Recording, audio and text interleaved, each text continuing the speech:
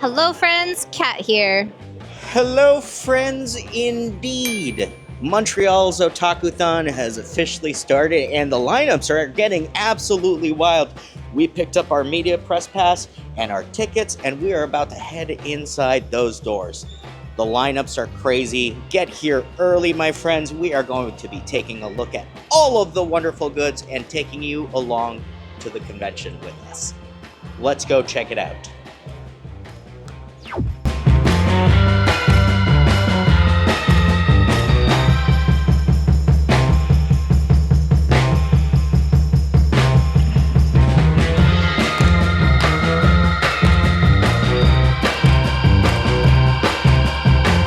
If you're heading to Otakuthon Montreal at Palais de Congrès, you need a strategy, and if you ask Kat or me, that strategy starts the second you walk through the doors. Before the lines get crazy, my friends, we're kicking things off right where the excitement starts, the official Otakuthon merchandise table.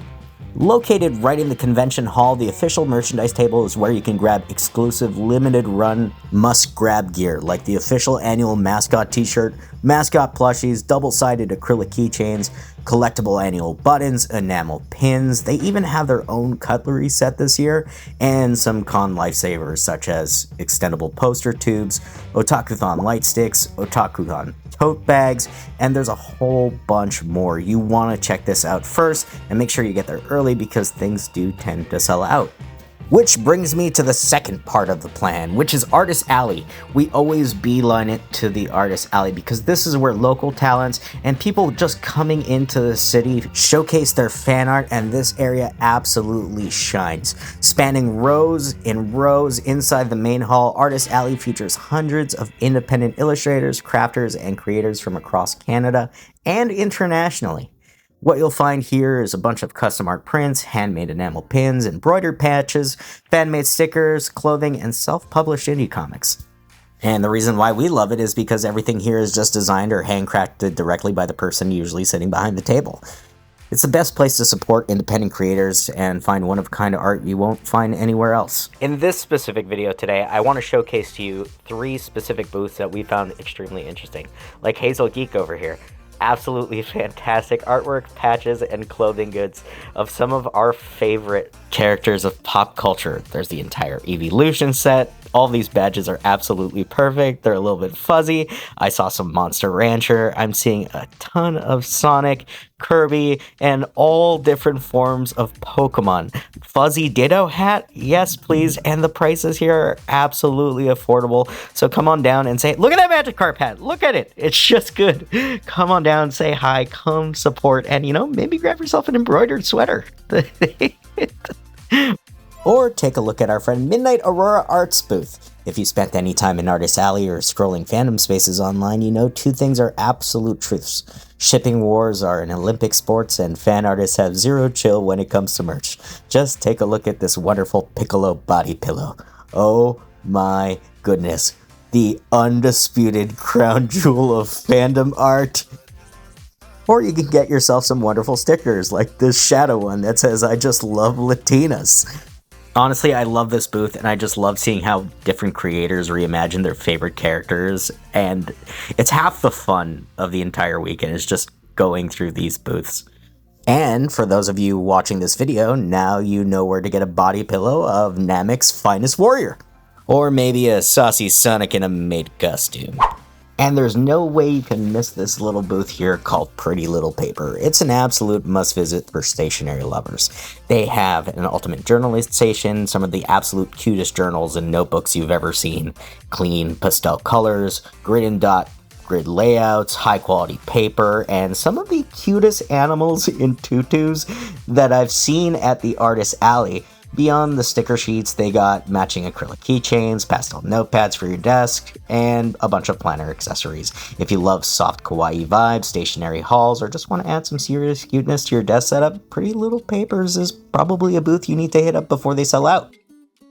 And then it's the absolute, I would say, heart and wallet killer of the con. This is usually where the biggest crowd energy is, and that's when you're hit with a wall of color, music, and people just in cosplay, just rows and rows of merchants, official vendors selling imported Japanese anime merch figures, think Nendroids, Gunpla, JRPG merch, Japanese snack boxes, and pretty much any figure, manga, or video game, obscure JRPG merch that you can think of can be found here. They even have this whole like vinyl area that is just like anime and video game vinyls. We found some pretty awesome stuff here, like Ape Escape vinyl or Undertale. They even had Spy Family on vinyl, which is great. The music in there is so good. Colors by Yama just slaps. And speaking of colors, Doki Doki is here with their clothing, and it's insane. And Tubbs is back, but Tubbs is now in a smaller booth and actually has like a curated duck collection of just like video games and anime characters. So if you're looking for like a Five Nights at Freddy's duck, a Snake duck, a Minecraft duck, or any of your favorite My Hero Academia characters, they got it here. Heck, they even have Power and Chainsaw Man, which is pretty cool because I love these ducks. I know they're mass produced, but I love the ducks.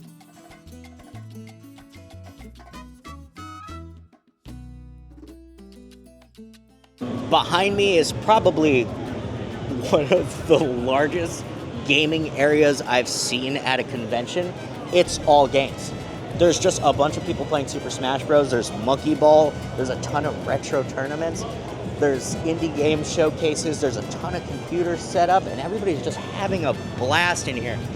I am probably going to be spending the majority of my time here, and it's well air-conditioned, I have to say. So if you guys want to play me in a round of Smash, let me know in the comments below. I gotta say that the video game zone is so well done this year. The arcade section has just like a bunch of good Dance Dance Revolution machines. They got a good amount of fighters. They have different racing caps. They got an Initial D, and I thought that was really cool. And it felt like stepping straight into an arcade in Akihabara. That's how legit this place is. So many rhythm games. They had console tournament areas, dozens of setups featuring everything from Smash Bros, Tekken. They have a Street Fighter 6 tournament that I'm considering entering. And they do have the indie game showcase as well. We got to see Croak again, local developers, bunch of indie developers just setting up their booths, and then they have the entire PC zone. The PC zone was extremely impressive. I gotta say, all of these computers look absolutely beautiful, and there's a ton of tournaments being held here. I know that Dantes is actually hosting a huge League of Legends tournament here as well, and it's a good room to do it in, I gotta say. And next to the video game room, there's the dancing room where they're going to be teaching you how to dance. And this place is a lot of fun. You don't need to know how to dance. They'll teach you. It's fun. It's all a good time. Also, if you're into tabletop games, brought a deck, take a look at all this space. Tons of table real estate. Whatever you want to play, they got it here. And man, might be the coldest room in the entire convention. Maybe bring a sweater. There are some panel rooms. There's multiple floors hosting panel rooms. And there's a lot of workshop rooms as well. So hands-on tutorials on wig styling, foam armor building, Japanese language basics, or drawing techniques.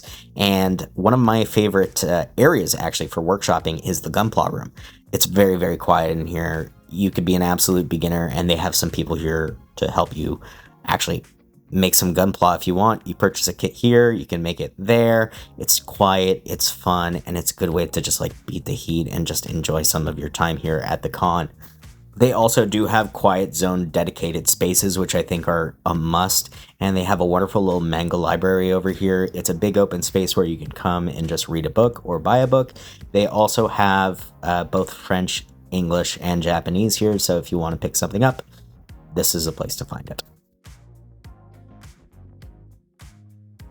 So on top of everything else going on right now, you can also come up here and take a little breather, do some activities, some crafts. There's some drawing. I think you can make buttons. There's all kinds of stuff that you can do. There's already made anime things that you can color. You can even make bracelets, and everything's free, and the room is air conditioned, so it's a good way to get away from the crowds, come relax, rejuvenize, and then get back out there. We've discovered the floor We took a look at the artist alley. We went to the arts and crafts section. But did you know they're also showing media here? That's right, full media showings of different animes and movies. And all of the time zones are available on a little board, so they made it just super convenient for everybody. And it's all shown on big screens with wonderful audio. It's all air conditioned.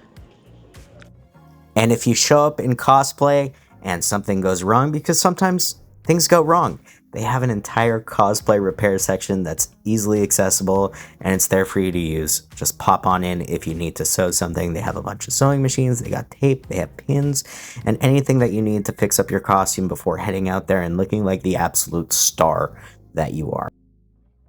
Now let's talk about the food situation. Located up on the 7th floor, room 720, the venue's cafeteria space transforms into the official Cosplay Café. You're greeted by some one-punch characters, and the menu here? Terrific. The prices? Fantastic. And honestly, great themed food. You can get some takoyaki, you can get some bubble tea. I saw they had like a taco poutine, which looks absolutely insane. They got a bunch of different light snacks here, so Japanese-inspired meals, bento-style dishes. And yeah, while you eat, rest your feet. There's a mini stage running, constant programming.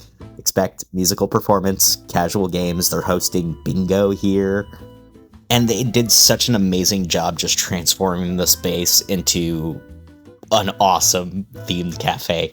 Also, if you want to eat outside, you can. And if you do decide to eat outside, it is beautiful. It is gorgeous. It's a little bit humid, and I think it might rain this weekend. But they do have some covered areas outside as well. So if that little cafeteria area gets full, there's another area with some fantastic seating as well. And the site does have some on-the-site grab-and-go options. So, for example, if you're in a rush between panels or tournament matches, you don't have time for a full sit-down meal at the cafe, you can actually go downstairs to like the Chibi Cafe inside the exhibition hall, and they have some prepackaged snacks, light bites without stepping into the vendor area. And that's a good way to grab a bite to eat. Or you can go into Chinatown and grab yourself some eats in Chinatown.